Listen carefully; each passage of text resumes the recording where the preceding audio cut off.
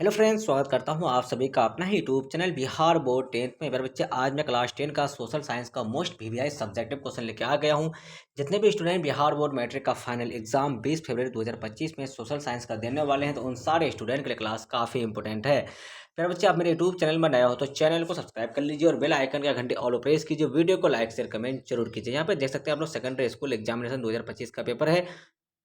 और मेरे बच्चे, आपका विषय जो है सोशल साइंस का विषय आपका सेट कोड ई रहने वाला है। मेरे बच्चे, आप सारे बच्चों को जो है मेरे बच्चे मैं 20 सब्जेक्टिव क्वेश्चन बताऊंगा।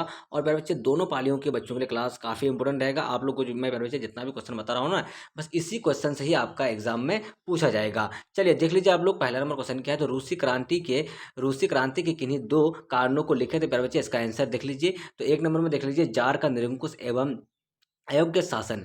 जार का शासन शासन अफसरशाही था जो जनताओं की समस्याओं को समाधान नहीं कर पा रहा था। दूसरा देख लीजिए, मजदूरों की स्थिति दयनीय। जार के शासन में मजदूरों को कोई राजनीतिक अधिकार प्राप्त नहीं था, जिससे मजदूर जार के शासन के प्रति संतोष नहीं थे। ये आपका हो गया पहला का आंसर। दूसरा नंबर देख लीजिए मेरे बच्चे, क्या है।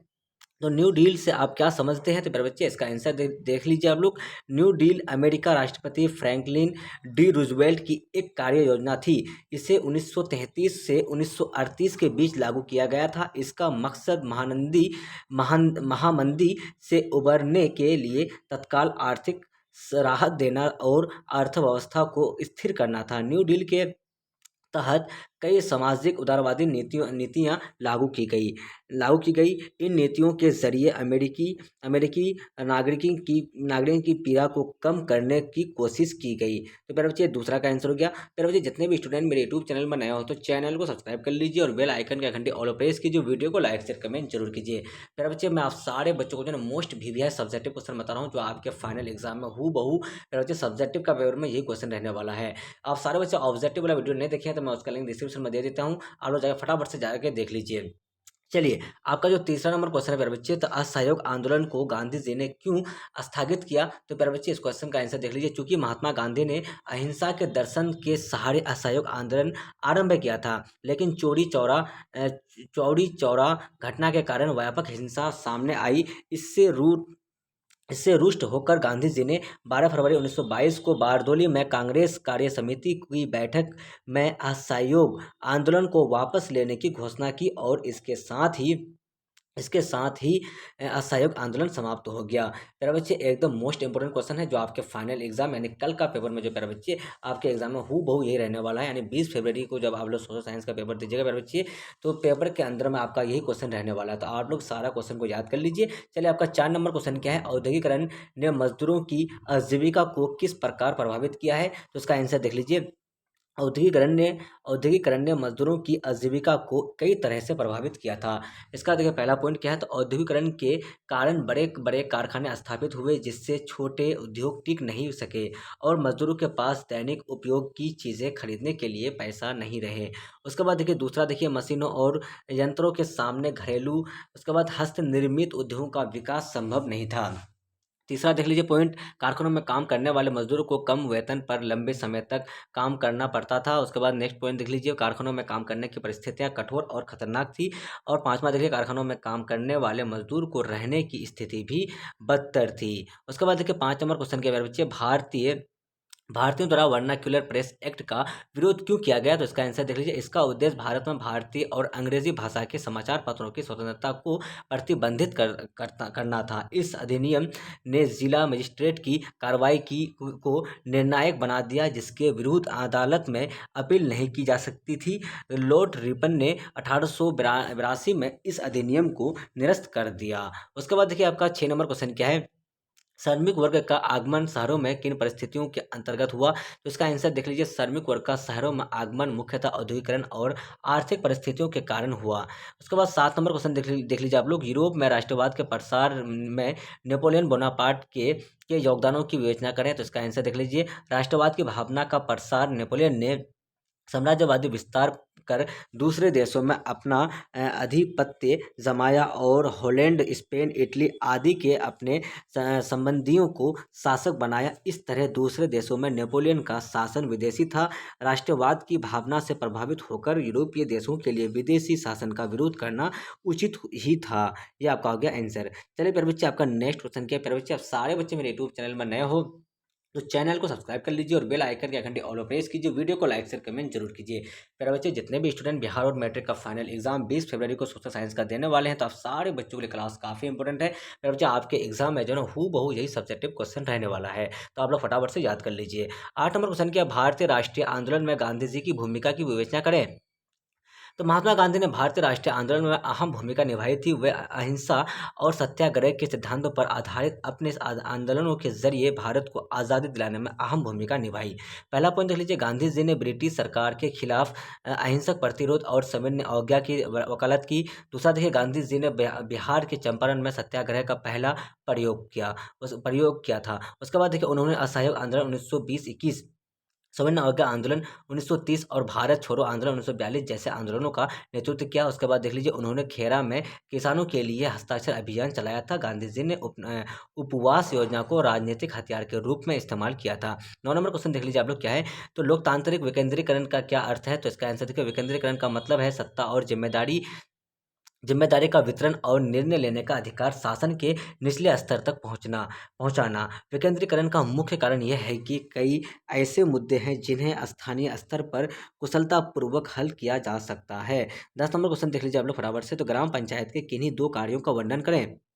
इसका आंसर देखिए, ग्राम पंचायत ग्राम की स्वच्छता, प्रकाश, सड़कों और औषधालयों, कुआओं की सफाई और मरम्मत, सार्वजनिक भूमि, पैठ बाजार तथा मेलों और चारागाहों की व्यवस्था करती है। जन्म मृत्यु का लेख रखती है और खेती, उद्योग धंधों एवं व्यवसायों की उन्नति, बीमारियों की रोकथाम, शमशानों और कब्रिस्तानों की देखभाल भी करती है।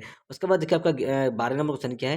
देखिए, सूचना का अधिकार कानून लोकतंत्र का रखवाल है कैसे। सूचना का अधिकार आंसर देखिए, सूचना का अधिकार का कानून लोकतंत्र का रखवाल है क्योंकि यह नागरिकों को सरकारी कार्यों की जानकारी प्राप्त करने का अधिकार देता है। यह को बढ़ावा देता है और सरकारी अधिकारियों को जवाबदेह बनाता है। जब लोग जानेंगे कि उनके टैक्स का पैसा कैसे खर्च हो रहा है, तो वे बेहतर तरीके से अपने अधिकारों की रक्षा कर सकेंगे। 13 नंबर आंसर देख लीजिए आप लोग क्या है। तो नगर निगम के कार्यों का वर्णन करें। तो आंसर देखिए, नगर निगम के प्रमुख कार्य ये हैं।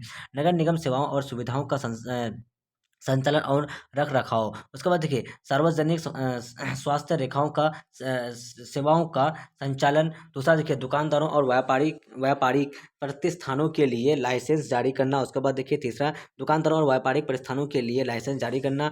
सार्वजनिक स्मारकों की रक्षा करना। उसके बाद नलिया, शौचालयों, जलापूर्ति और पुलों का निर्माण करना। 14 नंबर क्वेश्चन देख लीजिए आप लोग क्या है। तो सतत विकास किसे कहते हैं। सतत विकास का मतलब है मौजूदा पीढ़ी की ज़रूरतों को पूरा करना और साथ ही ये सुनिश्चित करना कि आने वाली पीढ़ियों की ज़रूरतें भी पूरी हो सके। सतत विकास को संधारणीय विकास या फिर टिकाऊ विकास भी कहते हैं। सतत विकास के 3 स्तंभ आर्थिक, पर्यावरणीय, सामाजिक हैं। 15 नंबर क्वेश्चन देख लीजिए, अर्थव्यवस्था से आप क्या समझते हैं। तो आंसर देख लीजिए, अर्थव्यवस्था का मतलब किसी देश या क्षेत्र में वस्तुओं और सेवाओं के उत्पादन, वितरण और खपत से जुड़ी गतिविधियां। यह एक सामाजिक व्यवस्था है जिसमें देश के विभिन्न क्षेत्र शामिल होते हैं। अर्थव्यवस्था में संसाधनों की आवाजाही और रूपांतरण को शुरू से लेकर आखिरी उपयोग तक आसान बनाया जाता है। अर्थव्यवस्था से जुड़ी कुछ और बातें, चलिए उसको और नए जानना हमको। 16 नंबर देख लीजिए, वैश्वीकरण को परिभाषित करें। दुनिया भर की अर्थव्यवस्थाओं के बढ़ते एकीकरण को वैश्वीकरण कहते हैं। वैश्वीकरण के जरिए दुनिया के देशों, सांस्कृतिक और अर्थव्यवस्थाओं के बीच संबंध बढ़ते हैं। 17 नंबर देख लीजिए आप लोग, एटीएम का फुल फॉर्म क्या है। तो ऑटोमेटेड टेलर मशीन। यह एक इलेक्ट्रॉनिक बैंकिंग मशीन है जिसकी मदद से बैंक खाते से पैसे निकाले जा सकते हैं। 18 नंबर क्वेश्चन देख लीजिए बच्चे, आपका क्या है। 18 नंबर देख लीजिए, व्यावसायिक बैंकों के प्रमुख कार्यों की विवेचना करें। तो इसका देखिए, व्यावसायिक बैंकों के प्रमुख कार्य ये हैं। पहला नंबर देखिए, जमा राशि स्वीकार करना। व्यावसायिक बैंकों का सबसे अहम काम करने ग्राहकों से जमा के रूप में पैसे लेना। बैंक आम जनता से 3 तरह के खातों में जमा स्वीकार करते हैं। चालू खाता जमा, उसके बाद सावधि जमा, उसके बाद बचत खाता जमा। उसके बाद देखिए क्या आपका ऋण देना, बैंक जमा राशि के आधार पर कर्ज देकर लाभ कमाते हैं। बैंक अपने ग्राहकों को गृह शिक्षा, विवाह और वाहन वगैरह के लिए ऋण देते हैं। प्रतिभूतियां का कार्य विक्रय, बैंक अपने ग्राहकों के लिए प्रतिभूतियां को खरीदते और बेचते हैं। उसके बाद देखिए विदेशी मुद्रा का क्रय विक्रय, बैंक विदेशी मुद्रा का क्रय विक्रय करके अंतर्राष्ट्रीय व्यापार को बढ़ाते हैं। उसके बाद देखिए लॉकर की सुविधा, बैंक अपने ग्राहकों को लॉकर की सुविधा देते हैं। 19 नंबर देख लीजिए आप लोग, कोयले के विभिन्न प्रकारों का नाम लिखें। तो कोयले के चार विभिन्न प्रकार होते हैं, मुख्य प्रकार होते हैं, चार मुख्य प्रकार होते हैं: पीट, लिग्नाइट, बिटुमिनस और एंथ्रासाइड। उसके बाद देखिए अगला और लास्ट नंबर क्वेश्चन के बारे में बच्चे, हरित क्रांति से आप क्या समझते हैं? तो हरित क्रांति का मतलब है कृषि उत्पादन में तेजी से बढ़ोतरी करना, या कृषि से जुड़ी औजारों, कीटनाशकों, खाद और उन्नत किस्म की चीज़ों को विकसित करने की एक प्रणाली है। हरित क्रांति की वजह से कृषि के क्षेत्र में काफ़ी बदलाव आया और फसलों की पैदावार में भी भारी बढ़ोतरी हुई है। 20 का आंसर हो गया। तो प्यारे बच्चे, जितने भी स्टूडेंट बिहार बोर्ड मैट्रिक का फाइनल एग्जाम 20 फरवरी को सोशल साइंस का देने वाले हैं, तो आप सारे बच्चों की क्लास काफ़ी इंपॉर्टेंट है। प्यारे बच्चे, आप सारे बच्चों को जो है मैं 20 सब्जेक्टिव क्वेश्चन बताया हूँ जो आपके एग्जाम के लिए काफ़ी इंपॉर्टेंट है। प्यारे बच्चे, आप सारे बच्चे जो है इस सारे क्वेश्चन को देख लीजिएगा, तो आपका जो है प्यारे बच्चे फाइनल एग्जाम में जो आपके क्वेश्चन पूछा जाएगा प्यारे बच्चे, तो आपका इसी में से सारा क्वेश्चन रहने वाला है। तो प्यारे बच्चे, चैनल पर नए हो तो चैनल को सब्सक्राइब कर लीजिए और बेल आइकन या घंटी ऑल प्रेस कर लीजिए। वीडियो को लाइक शेयर कमेंट जरूर कीजिए। अब तक के लिए बाय बाय, फिर मिलते हैं नेक्स्ट वीडियो में। वॉचिंग फॉर, थैंक यू, जय हिंद, जय भारत।